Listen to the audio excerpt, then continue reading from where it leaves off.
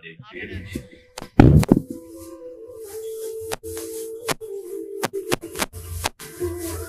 పక్కనే ఉన్న మంగళవరం గ్రామానికి ఆనుకొని ఉన్న ఒక పెద్ద గుట్ట మీద ఈ గోల్కొండ కోట.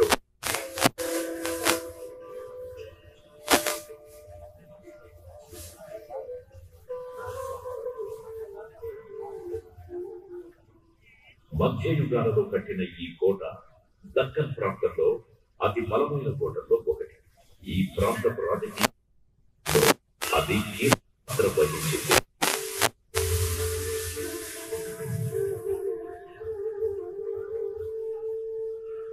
అది 12వ శతాబ్దం. ప్రస్తుత తెలంగాణలో ఒకప్పుడు ఢిల్లీ అనేవాళ్ళు. దాని రాజధాని ఓరుగల్. కాకతీయ వంశస్థులు దాన్ని పాలించేవాళ్ళు. ఆ కాలంలో గోల్కొండ కాకతీయ రాజుల పాలన కింద ఉండేది. కాకతీయులు స్థానిక హిందూ పాలకులు. ఆ కాలంలో వాళ్ళు శక్తివంతమైన పాలకులుగా ఉండేవాళ్ళు. వారి పేరు ప్రఖ్యాతులు నలుమూలలా వ్యాపించడంతో అది విదేశీ దండయాత్రికుల్ని కూడా ఆకర్షించింది.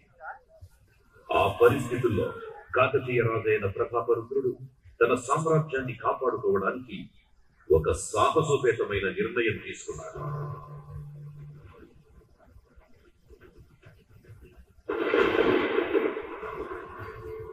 నేను కాకతీయ రాజునైన 2వ ప్రతాపరుద్రుడి. గోల్కొండ కోటను మరింత బలోపేతం చెయ్యాలని నా ఆజ్ఞ. దేవగిరి వైపు నుంచి జరిగే దాడుల నుంచి ఈ కోట మనల్ని ఖచ్చితంగా కాపాడుతుంది. శత్రువులపై ఎదురుదాడి చేసేందుకు అది మన సామర్థ్యాన్ని పెంచుతుంది.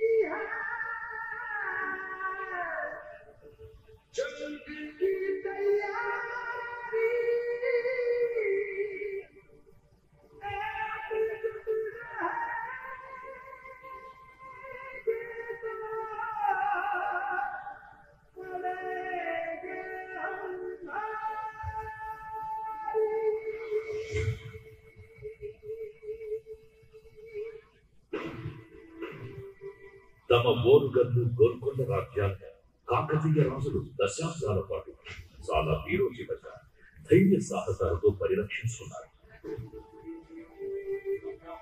కాకతీయ సామ్రాజ్యం అంతమైన తరువాత ముసునూరి ప్రోలయ నాయకుడి వంటి ధైర్యవంతులైన స్థానిక పాలకులు సాహసంతో పోరాడి దురాక్రమణదారులను తమ రాజ్యం నుంచి పారద్రోలారు.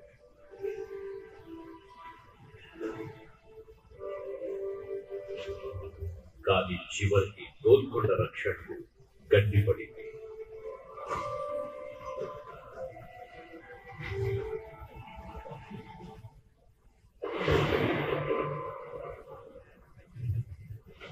కాలం పెద్ద మలుపు తీసుకుంది. ఢిల్లీ సల్తనత్ లో వైస్రాయ్గా ఉన్న అలావుద్దీన్ హసన్ బహమన్ షా దక్కన్ ప్రాంతంలో బహమనీ సల్తనత్ కు పునాదులు వేశాడు.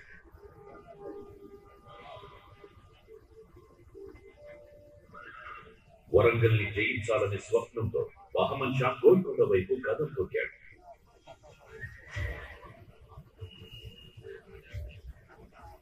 కానీ ప్రోలయ నాయకుడి వారసుడు ముసునూరి కాపయ్య నాయకుడు ఆయనను ఎదుర్కొన్నాడు.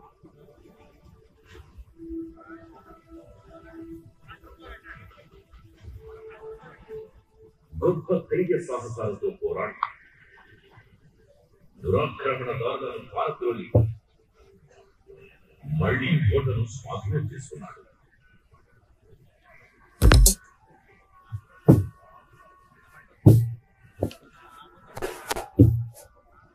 రెండు దశాబ్దాలు గడిచాయో లేదో రేచర్ల పద్మనాయక రాజు అనుభూత నాయకుడు బహమనీ సైన్య సహాయంతో కాకయ్య నాయకుడిని పట్టుబెట్టాడు. తరువాత బహమనీ రాజు మహమ్మద్ షా గోల్కొండతో సహా ఓరుగలు రాజ్యంలో కనిపిస్తున్నాడు. ఆ విధంగా గోల్కొండ ఓరుగలపై హిందూ పాలకుల అధికారం అంతమైంది.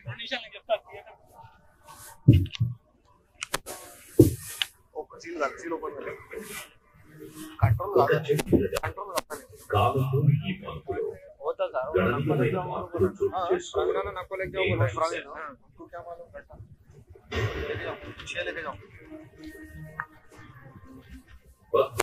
బహమనీ రాజు మహమ్మద్ షా రాజస్థాన్ పర్షియన్ నగరం హందాన్ నుంచి వచ్చిన ఖులీ కుతుబ్ షాని ఘనంగా స్వాగతించారు.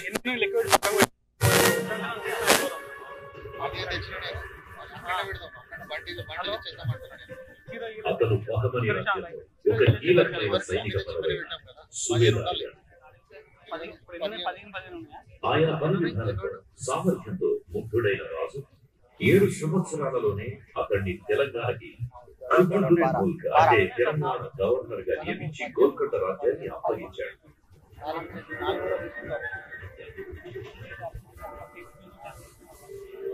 కాలపటలంపై గోల్కొండ ఒక కొత్త సందర్భాన్ని వీక్షించింది.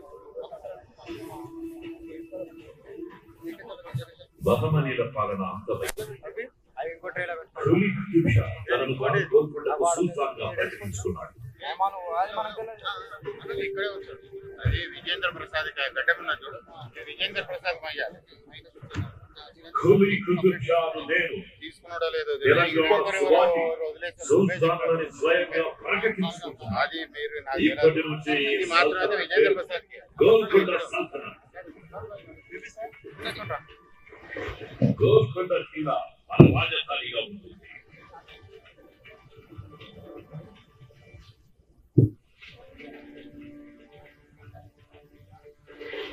సుల్తాన్ ఖులీ ఖుతుబ్ ముల్క్లో తెలంగాణలో కుతుబ్ షాహీ సల్తనత్ కి పునాది పడింది. సుల్తాన్ ఖులీ గోల్కొండను తన రాజధానిగా చేసుకున్నాడు. కోటను అందంగా మార్చి రాజధానికి మహమ్మద్ నగర్ అని పేరు పెట్టాడు.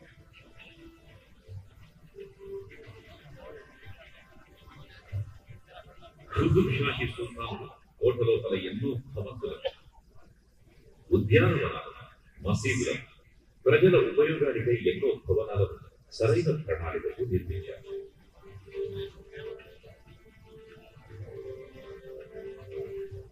ఏడు ఎకరాలలో వ్యాపించి ఉన్న ఈ కోటకు 8 ద్వారాలు. ప్రవేశ ద్వారమైన బాలాహిసార్ దాటిన తర్వాత దివానియా ఖాన్ రాజస్థాన్, ఆ తర్వాత సుల్తాన్ నివాసం రాణి అంతఃపురం ఉంది.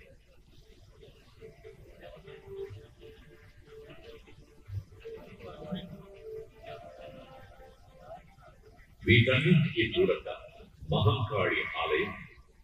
ఇక్కడ ఇప్పటికీ ప్రతి సంవత్సరం బోనాల జాతరను వైభవంగా జరుపుతారు.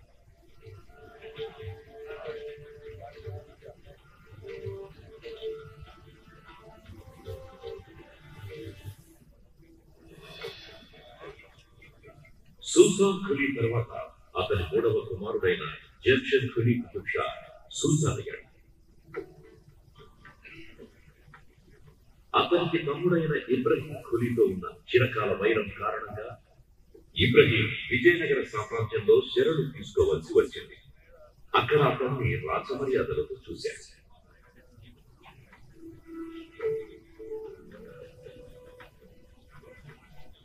ఏడు సంవత్సరాల స్వల్పకాల పాలన తరువాత జంజర్ ఖులీ మరణించాడు. ఇబ్రహీం ఖులీ విజయనగరం నుంచి వెనక్కి వచ్చి తనను తాను గోల్కొండ సుల్తాన్గా ప్రకటించుకున్నాడు. ఈయన కాలంలోనే ఒక చెరువును తవ్వించాడు. దానికి ఇబ్రహీం కుతుబ్ షాహుడైన ప్రసిద్ధ సూఫీ సన్యాసి హుస్సేన్ షా వలీ పేరున హుస్సేన్ సాగర్ అని పెట్టారు. ఇబ్రహీం ఖులీ గోల్కొండను మూసీ నది ఆవలకు విస్తరింపచేశాడు. ఆయన కుమారుడైన సుల్తాన్ మహమ్మద్ ఖులీ ఈ విస్తరణను పూర్తి చేశాడు.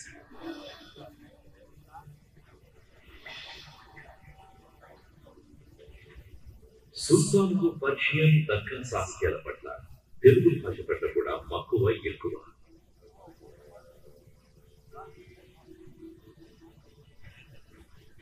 గోల్కొండలో తెలుగు భాషకు ప్రోత్సాహం ఇచ్చిన మొదటి పాలకుడు ఇతను.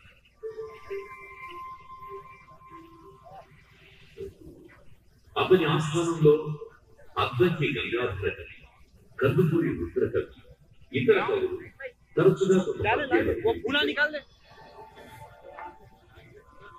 అద్దంకి గంగాధర కవిని తన ఆస్థాన తెలుగు కవిగా నియమించాడు. తెలుగు సాహిత్యంలో సుల్తాన్ ఇబ్రహీం మల్యధరాముడు అంటారు. కందుకూరి రుద్ర కవి తన రచనలతో సమాజ చేతనను మేల్కొల్పారు.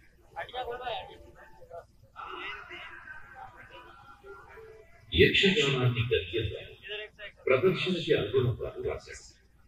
సుల్తాన్ ఖులీ కుతుబ్ షా అతని స్వరాన్ని స్వయంగా వినాలి అనుకునేట్టుగా అతను పేరు ప్రఖ్యాతిని సంపాదించుకున్నాడు.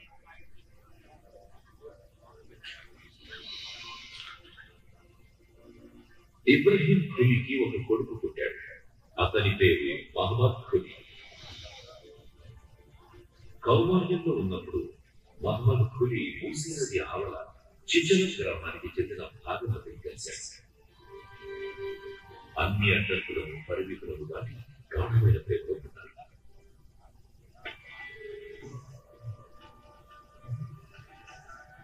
సల్తనత్ సంక్షేమం కోసం వారి ప్రేమను నిరాకరించకూడదని ఇబ్రహీం ఖులీ గ్రహించాడు.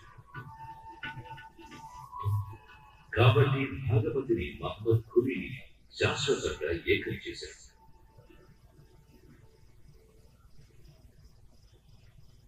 ఇబ్రహీం ఖులీ కుతుబ్ షా మరణించాడు.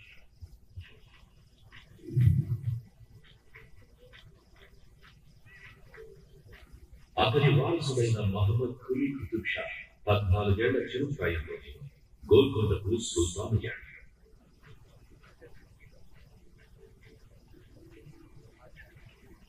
మహమ్మద్ ఖులీ కుతుబ్ షా స్వయంగా ఉర్దూ కవిత్వం రాసేవాడు. కుల్లియత్ పేరుతో మొట్టమొదటి ఉర్దూ కవితల సంపుటం వెలువరించిన కవి ఆయన.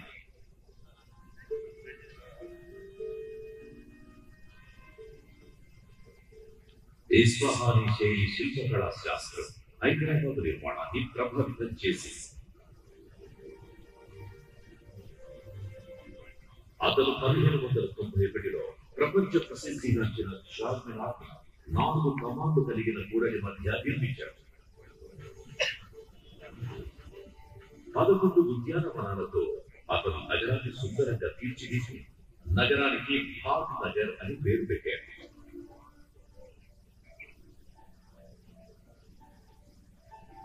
అద్భుతమైన కాంతి అది ఎక్కడ నుండి వెలువడుతున్నది? అది పొడవిపైకి ఎగసిన కాంతి పర్వతమా? అవును, నిజం. ఇది ఒక అమూల్యమైన వజ్రం. దాని ప్రకాశం ఎంత దివ్యమైనది అంటే దానికి కోహినూర్ అంటే కాంతి పర్వతం అని పేరు పెట్టాల్సి వచ్చింది.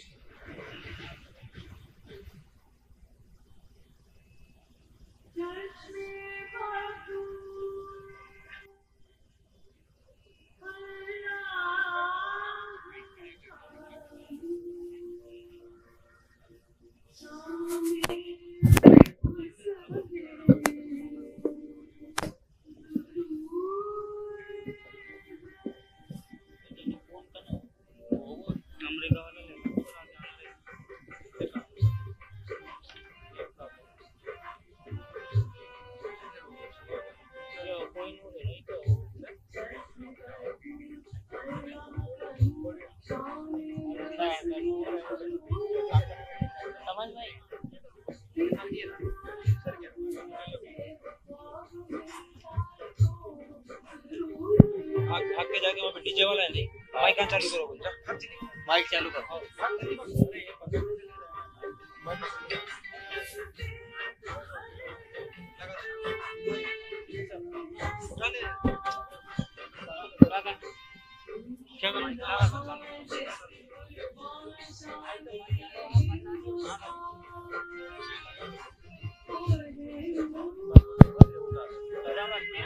क्या ऐसे हटा के ना,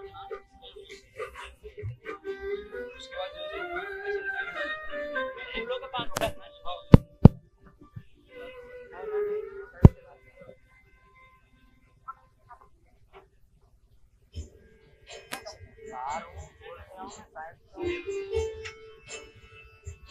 సుల్తాన్ మహమ్మద్ ఖులీ తన అనంతరం సుల్తాన్ గా తన అల్లుడు మహమ్మద్ కుతుబ్ షాను నియమించాడు.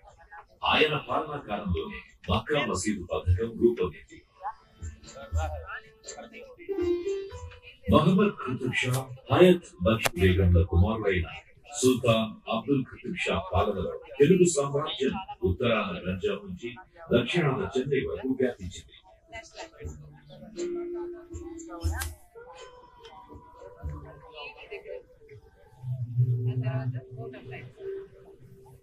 ఈ సమయంలో మొఘల్ సామ్రాజ్యాధినేత షాజహాన్ కుమారుడు ఔరంగజేబ్ ఢిల్లీ నుంచి వచ్చి దక్కన్ ప్రాంతానికి గవర్నర్ అయినాడు. అవకాశం దొరికిన వెంటనే గోల్కొండపై దాడి చేయడానికి అతను ఎదురు చూస్తున్నాడు.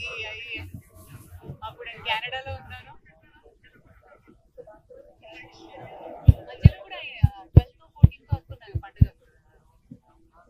బల ప్రయోగంలో ఓడిన ఔరంగజేబ్ మోసానికి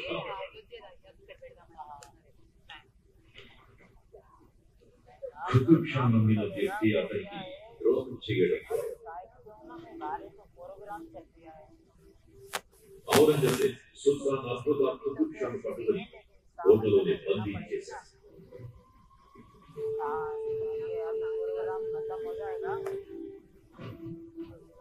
చివరికి అబ్దుల్లా కుతుబ్ షా తల్లి హయత్ బక్షి బేగం ఔరంగజేబ్ తో ఒక సంధిని ప్రతిపాదించింది.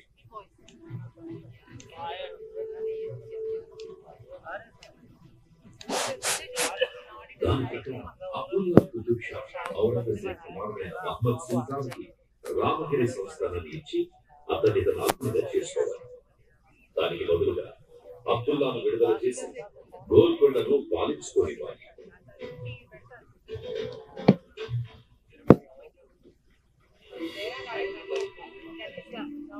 అబ్దుల్లా కుతుబ్ షా మరణించిన తరువాత అతని అల్లుడైన అబుల్ హసన్ గోల్కొండకు కొత్త రాజయ్యాడు. అతను ఖానా షా పేరుతో ప్రసిద్ధిగాంచాడు.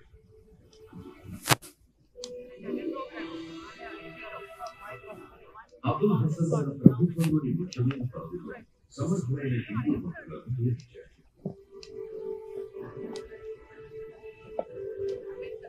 వారిలో ఇద్దరు బ్రాహ్మణ సోదరులైన అక్కర్ణ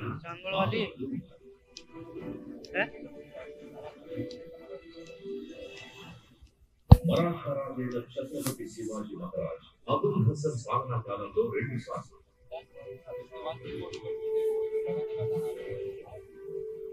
ఒకసారి 1672 మరొకసారి 1677లో గోల్కొండను సందర్శించాడు. ఔరంగజేబ్ దుష్టబుద్ధిని గ్రహించిన ఛత్రపతి శివాజీ మహారాజ్ ఔరంగజేబ్ కి వ్యతిరేకంగా అబుల్ హసన్ చేసే పోరాటానికి తన సహాయ హస్తం అందించాడు.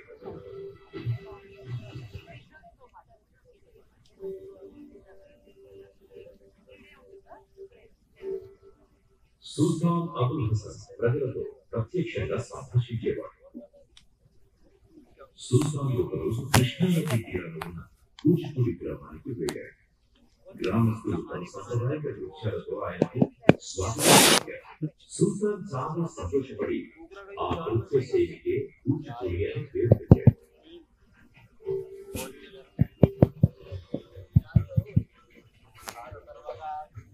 మాధవకు మేనల్లుడైన కంచర్ల గోపన్న భద్రాచలానికి తహసీల్దారిగా నియుక్తుడైనాడు. శ్రీరాముని పరమభక్తుడైన గోపన్న తన ఇష్టదైవం కోసం భద్రాచలంలో ఉన్న ఆలయాన్ని పునర్నిర్మించాడు. అందుకోసం ఆయన రాజ్య ఖజానా నుంచి కొంత డబ్బు ఖర్చు చేశాడు. దీంతో ఆగ్రహించిన అబుల్ హసన్ తానా గోల్కొండలో నిర్బంధించాడు. శ్రీరాముడే స్వయంగా సుల్తాన్ అబుల్ హసన్ కి కలలు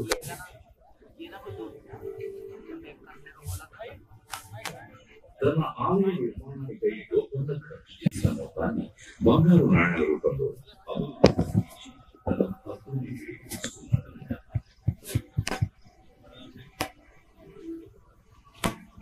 అప్పటి నుంచి కష్టంలో పోతున్న అంతరామరాజు ప్రసిద్ధిగా రామభక్తి గురించిన ఈ కథ మొత్తం దక్షిణ భారతదేశంలో అందరి జనంలోగా ఆడుతూ ఉంటుంది. ఆయన భక్తి గీతాలు రామదాసు కీర్తనలుగా పేరుగాంచి కర్ణాటక సంగీతంలో ఒక భాగమైంది.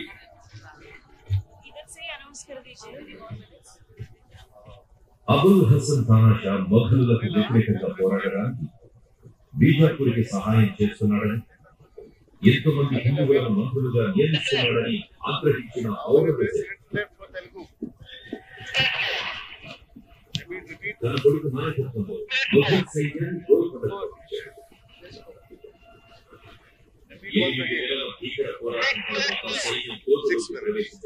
और 6 minutes है 6 minutes के बाद 1 minute 36 seconds break Hindi teaser 1 minute 46 seconds मुझे बोलने के लिए ब्रेक मिलेगा ना या let me speak off then you can start the hindi wala then English speak then I'll start Hindi Yeah. then I'll again Yeah. speak Yeah. then I'll start English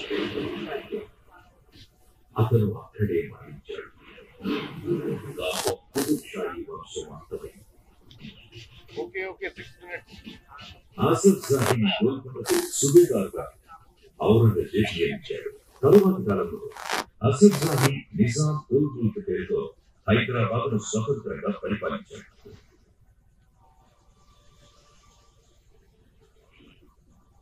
ఒకప్పుడు దర్పం రాజసం ఉట్టిపడే గోల్కొండ గోడలు, బురుజులు, భవనాలు మొఘల్ పాలకులు చేసిన గాయాలకు శిథిలమయ్యాయి. so earlier these visuals were not there only light and sound this was added now no it's a completely new one okay previously was I think Amitabh's voice was there previous Old one. old That one is like the old one, light, Light sound, sound. like no multimedia. no multimedia so basically obviously we are growing and we have to adapt so this is 30 minutes multimedia light and sound show in 3 languages ah. let me know when it is done last minute there's a song Golconda then stop on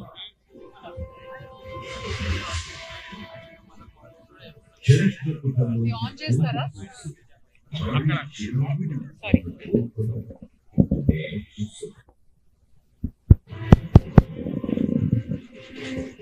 Golconda రాళ్ళు తమ తెలుపును గౌరవాన్ని ఎప్పుడూ కోల్పోలేదు.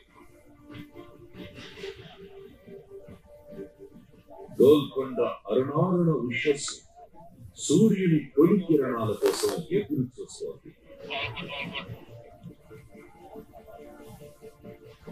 రావిలి granite కొండలపై కలుసుకొని గోల్కొండ ప్రకాశవంతంగా మెరిపిస్తాయి.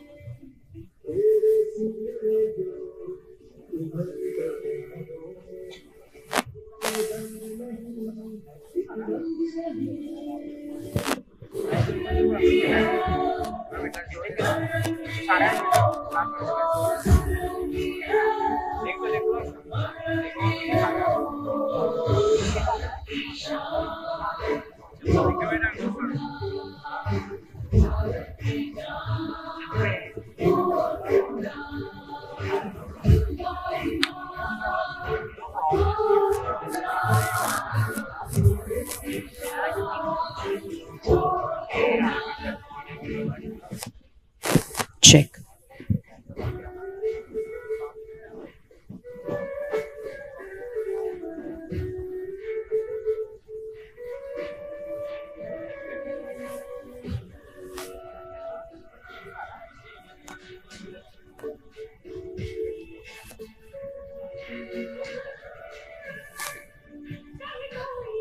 संजय लीला बंसाली के movie जैसा है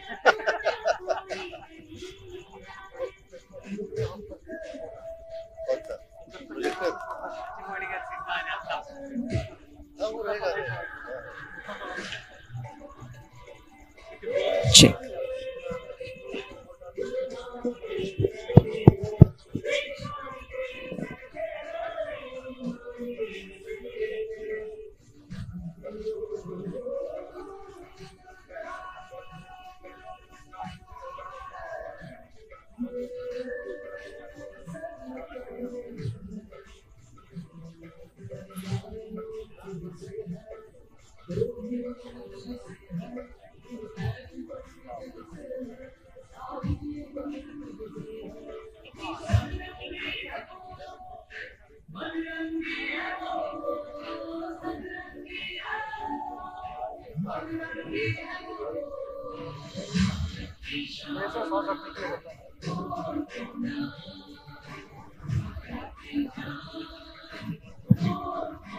Then after this two teasers, Yes. there will again an announcement for Prasad release. Yes, yes. Wait for your instructions. I'll finish Yeah, talking and then I'll tell. Yeah. Okay? Wait. Anil, once it stops, inform me. वो बंद होगा तो फिर next चलने में आधा घंटा लग जाएगा.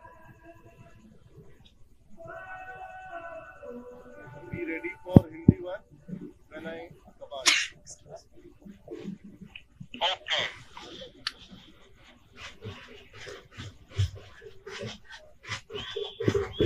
Thank you, ladies and gentlemen.